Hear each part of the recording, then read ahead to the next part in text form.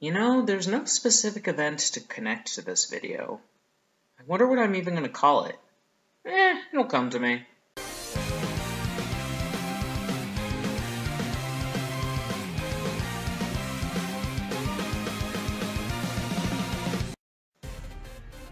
Ah yes, the tales of chemical plants and infinite origins. What an interesting topic for a video.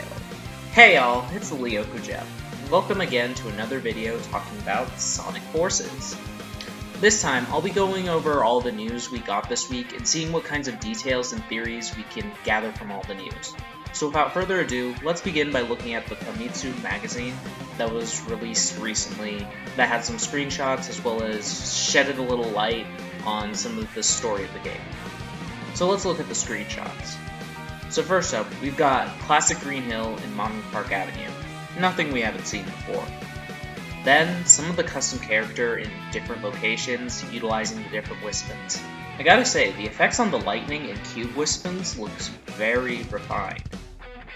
Now next up, we've got renders of the different Wispens and Wisps associated with them, further proving that Forces renders are best renders. But I digress. Nothing new here, except it looks like the cube Wispen creates platforms like that. But that's all for the imagery on the pages. Now, let's talk about the next page. Here we've got renders of Tails and Knuckles, and those are cool. However, before I move on to the meat of this, can I just talk about how dumb the pose is for the Tails render? Like, it's a very good render, but the pose is just so funny. I mean, he's like, no, you don't do that. But for real, most of these scenes have to do with the Resistance base in Park Avenue, and that's cool and all. However, I want to bring focus to the one with Knuckles, Charmy, and the custom character. It looks like Knuckles is handing him the Wispen, making it likely that perhaps the Burst Wispen is the first one we use in the game for Park Avenue, which is likely the tutorial. However, it looks like the Resistance has these Wispens, so it makes me wonder if Tails built them, and he was affiliated with the Resistance for some time before he went off with Classic Sonic. There are probably other intelligent characters who could have built the Wispens. But I know this was deconfirmed earlier since we've seen a lot of Wispens, but I had the thought that the custom character actually built their Wispen and grappling hook, and it was kind of their thing and their own weapon. Although that makes it a tad Mary Sue-ish because they're so smart they're able to build this, so probably for the best. But now that that's done, let's talk about some of the translated bits. First up, we've got a little info on Tails. He's described as a fox with two tails and Sonic's friend, who has currently lost contact with him. Now, this is referring to, I guess, the fact that Tails and Classic Sonic will be looking for Sonic throughout the game. Interesting stuff, and I think I'll leave it at that for now.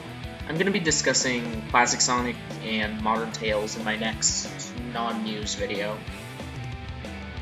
Next up, we've got Knuckles, who's described as an echidna who's Sonic's rival and friend. Sonic has gone missing, and Knuckles, captain of the Resistance Army, is holding back Eggman's invasion. I actually never got the chance to address this, but hey, Knuckles is Resistance leader. That's something that I originally suggested back in March, so to see that come true is awesome. And as for the story, we've got this. Sonic's disappearance was shocking news to everyone. Sonic's friends, who had escaped from Eggman's invasion, have formed the Resistance Army. The Resistance has bases in several areas. Your avatar visits the Resistance secret base, and it is there where the story begins. The secret base was created so they could stay hidden from Eggman. Silver and Espio are seen as hero figures. Amy is responsible for communication work. So first up, let's talk about the fact that Sonic has disappeared. Honestly, I really shouldn't have to talk about this since this was confirmed so long ago, but for some reason people said it wasn't confirmed. But if it never was, well, now it is. So Sonic's disappearance is a viable fact, and is more than likely the reason that Eggman took over the world. The Resistance having multiple bases in multiple areas was something I predicted back in the new posters and location video a few weeks ago, where I had suggested basically the same. Good to hear that the Resistance won't be limited to one area at all, but good to hear another one in the War Journal ended up being right. Your avatar visits the Resistance base and your story begins. Looks like Park Avenue is the beginning of the story, and the first level for our custom character. Everything begins in Park Avenue. Heck, maybe even for Classic Sonic as well. But Classic Sonic, once again, is for the next non-news video. Let's now talk about character roles. So we know Knuckles is the leader of the Resistance, that much is true. But what else can we learn from here? Well, it's revealed that Amy is now communications expert, and that honestly makes sense. Many of us misinterpreted that as her being the leader of the Resistance, but she's actually in charge of making sure everybody's on the same page and coordinated with each other on the field. Still a very mature and important role for Amy. I wonder if the stress is gonna get to her in any way. But anyway, we've got Espio and Silver seen as hero figures. I'll admit, I can see where they were going with Silver for that role, but Espio is an interesting choice and shakes things up a little.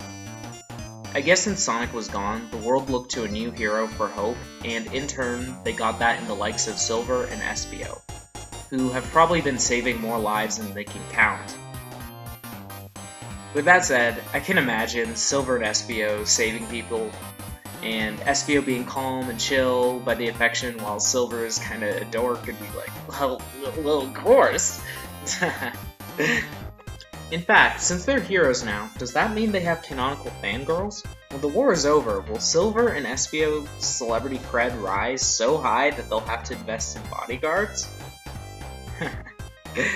For real though, this is a very interesting role for them. I wonder what the other Chaotix will be like. Also, since we're on roles, I feel like Sonic will likely be the poster boy for the Resistance. Everybody's golden hero that's back and kind of putting every single doubter in their place and reinstilling hope in just about everybody. He's not going to be a leader, but a very instrumental man of action. Anywho, we also got more information on the origins of Infinite. So I'm going to comment on this by the question. So without further ado, let's begin. What is the nature of this extremely powerful villain, Infinite? Iizuka answered, he was not always evil. But unlike Chaos, Infinite was not born by mutation. He's an animal character, like Sonic's team. The reason he becomes powerful and why he becomes evil? You'll get your answer in Shadows Free DLC. Well, in case it wasn't proven before, then here it is basically confirming that my initial theory on Infinite was wrong. Which is a shame, but it sounds to me that Sega Scourge might have gotten it right. If we're to assume that Infinite was an animal character that somehow became evil, then it would make sense for his theory to have come true. Or perhaps the Phantom Ruby built a body all on its own. One thing that people seem to forget is that the Phantom Ruby has the ability to act on its own, and did that in Mania when it transported Sonic, Tails, and Knuckles to Green Hill Zone, and made the Heavies become the Heavies. The transportation may or may not have been an accident, but I don't think so with the Heavies. So, who's to say that the Phantom Ruby didn't just build a body and become infinite? Or perhaps the Phantom Ruby and its strange cubes overrunning Green Hill Zone just happened to possess someone. Either way, I'm happy to know that we'll be getting to know more about Infinite throughout the course of the game and in Episode Shadow. What is the purpose of Eggman's army versus Sonic Team? Iizuka answered, Dr. Eggman controls his army corps and Infinite shows off his power. The answer for why Eggman has been able to dominate the world lies within Infinite's abilities. I think this is obvious enough. Infinite, like the rest of the villain squad, is a general of Eggman's army, likely second in command to Eggman. But with Metal here, that's ought to make him jealous.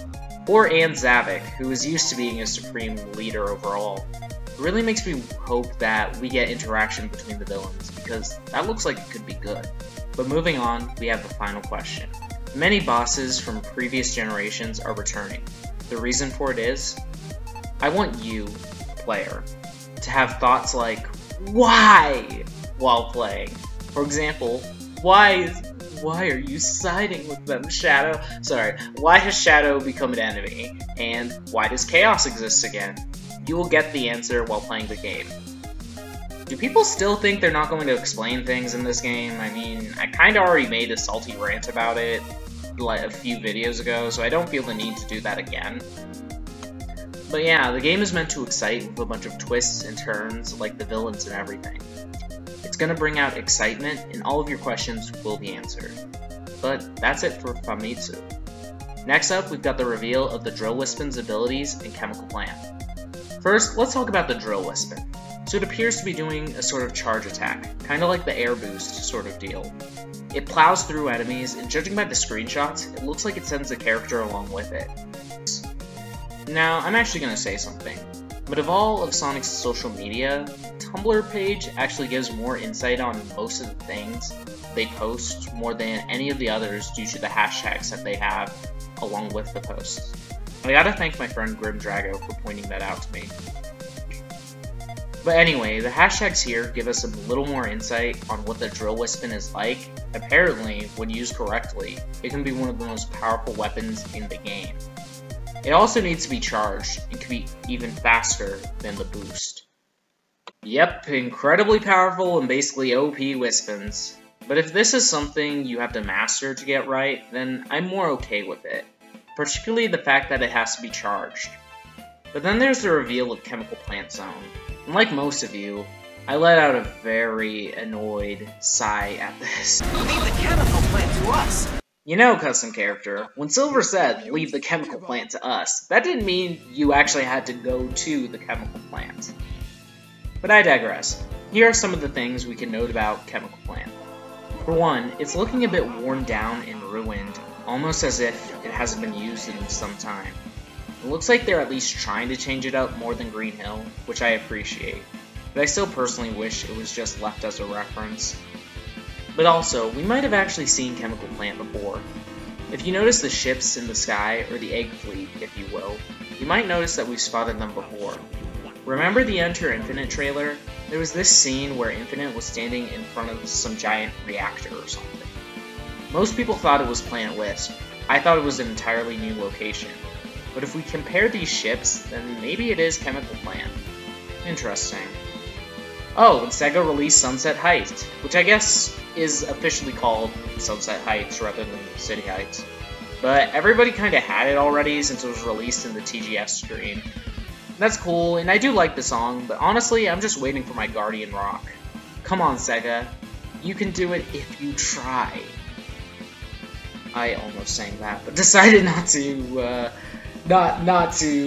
ruin all of your ears. But moving on, we finally got one last major thing, and that was released, and that was the Death Egg being revealed in one of Sonic Forces cards. There it is, looming overhead in Green Hill Zone. You can bet your bottom dollar that, since they're in the card together, that they're likely connected. But how? Well, if they're not only building robots in the Green Hill Zone pyramid with giant nuclear weapons of mass destruction, then it's possible that these things are transported to the Death Egg to be distributed across the globe. Also, the Death Egg could very likely have been showed off already in the story trailer, when Sonic saves the custom hero, in the place where Sonic is falling into in that one scene.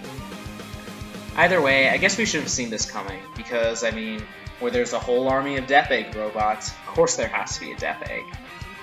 Oh, and before I end this video, Nakamura also stated that the avatar will not be the first playable character.